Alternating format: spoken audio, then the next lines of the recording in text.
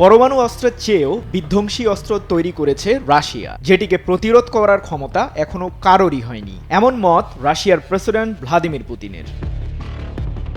দেশটির রাজধানী মস্কোতে council on civil society and human রাইটসের এক সভায় প্রেসিডেন্ট পুতিন বলেছেন, মাঝারি পাল্লার হাইপারসনিক ক্ষেপণাস্ত্র ওরেশনিক পর্যাপ্ত পরিমাণে তৈরি করা গেলে রাশিয়া আর পারমাণবিক অস্ত্রের ব্যবহার বিবেচনা করবে না। মঙ্গলবার এক প্রতিবেদনে বিষয়টি নিশ্চিত করেছে রুশ সরকারি বার্তা সংস্থা তাস। রাশিয়া তার পারমাণবিক মতবাদ থেকে বেরিয়ে আসতে চায়। মূলত দেশটি ওরেশনিক ক্ষেপণাস্ত্রের উন্নতি করতে চায়, এমনটি জানিয়েছেন বিশ্বের অন্যতম পরাশক্তি রাশিয়ার president Putin.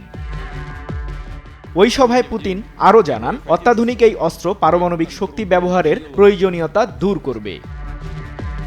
Double million offer Walton fridge কিনে পেতে পারেন 20 লক্ষ টাকা, রয়েছে কোটি কোটি টাকার নিশ্চিত উপহার। প্রায় 3 বছর থেকে ইউক্রেনের সাথে রাশিয়ার যুদ্ধ চলছে।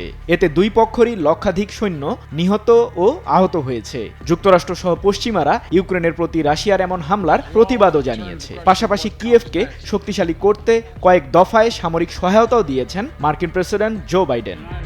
সৃজন মাহমুদ, নিউজ 24।